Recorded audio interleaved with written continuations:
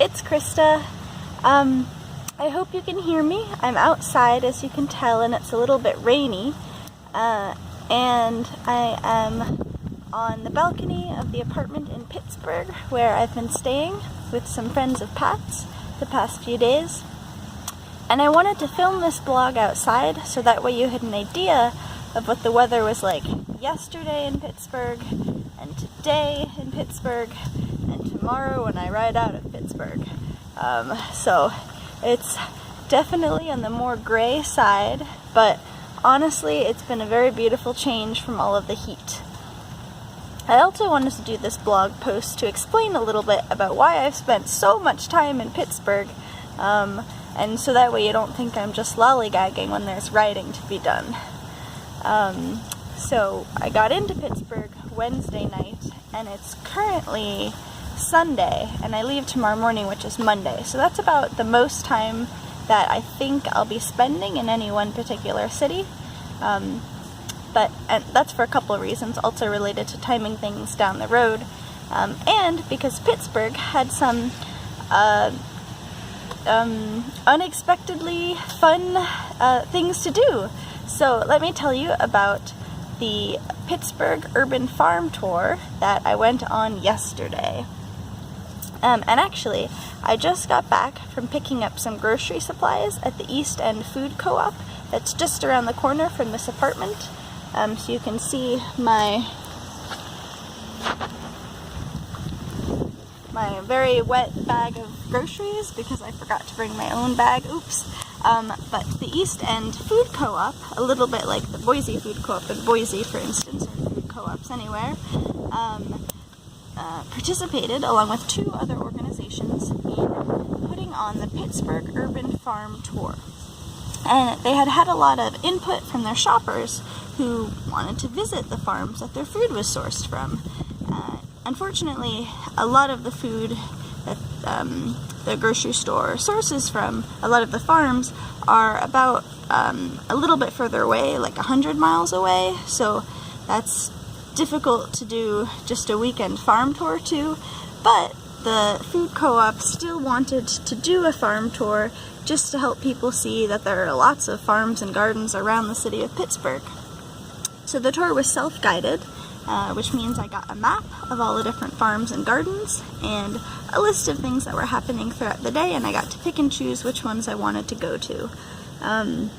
So despite the rain, I had just the most amazing time exploring Pittsburgh.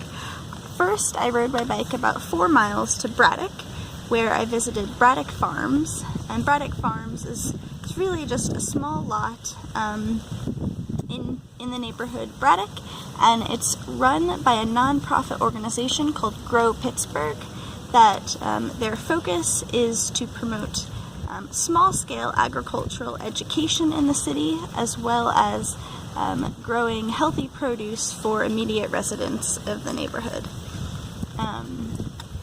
Then right next to Braddock Farms is actually, on the adjacent lot, a company called the Steel City Soil Co-op makes compost by hand.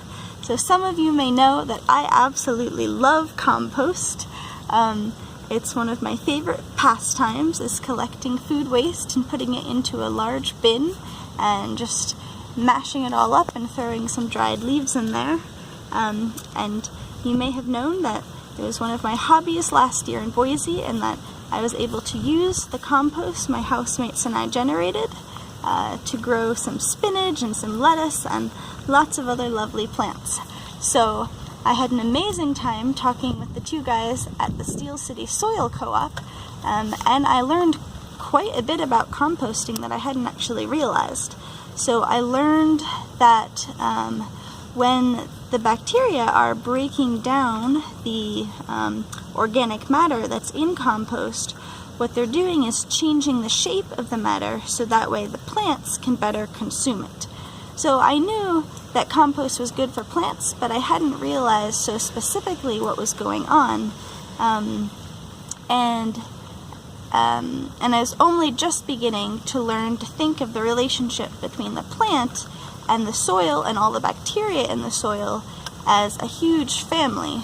rather than the plant just being in the dead ground. The ground is not dead, it's very alive. So I absolutely loved talking and learning from the Steel City Soil Co-op, and just had a great start to my morning. Rode back to the apartment. It's still raining, but that's okay. And then at that point I made some lunch, and I left my bike because I was going to meet my friends later in the day. So I embarked on foot to explore some of the other farms in Pittsburgh. Pittsburgh does have a good bus system, but most of the farms were within 1 mile of me, and then when I got to that one, then the next one was in 1 mile, so I just kept going 1 more mile because it was all so close.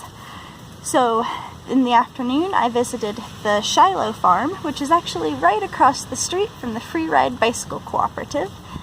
So all of these grand initiatives are located close together, which is very exciting. And the Shiloh farm is also a project of Grow Pittsburgh. After that, I had quite a lovely unexpected experience of stumbling upon a barbecue put on by an organization called Project Love that was at the YMCA in Homewood. So I was looking for the Homewood Historical Community Garden, which was a project that's run by the Black Urban Gardeners and Farmers. But Google Maps took me to the YMCA, and I saw some people there barbecuing, so I thought maybe that was the event for the day. So I walk on in, and I ask them if they know where the farm is, and the woman grilling has no idea what I'm talking about, but she says, "Go on in and ask for Mr. Bay." So I go on in, I go up to a random person and I ask him if he knows who Mr. Bay is, and he points to a guy in a fez. So I go up to the guy in the fez and I introduce myself and I tell him I'm looking for the farm, and he has absolutely no idea what I'm talking about, but that's okay. We started chatting a little bit and trying to think of what it could possibly be and where it could be, and some other people who were there had some ideas. Some of them had never heard of it, but others were familiar, and through some conversation I got directions to where I needed to go, and through some more conversation I just got to meet some awesome people in Pittsburgh and learned that they were gathering there as part of a Love Your Neighborhood Day put on by Project Love, which Mr. Bay was the organizer of, and got to chat with them, and even gave the map and the list of the farms to one of the women there who I was talking about, who shops at the East End Food Co-op but hadn't realized it was going on, and so she was sad that she missed it, but glad to have the paper to be able to explore some of the farms later herself, because she also enjoys getting fresh, organic, healthy produce. So that was a lovely, unexpected interlude that I don't think I would have experienced had I been on my bicycle even. I would have ridden right by. But since I was on foot, I stumbled upon it. And then I did end up finding my way to the Homewood Historical Community Garden, which is just beginning to start up this past year or so, and they're growing a variety of plants and some traditional African plants, and the goal of the woman who's running that garden is to help combat the fact that Homewood is a food desert and doesn't have a grocery store in the neighborhood.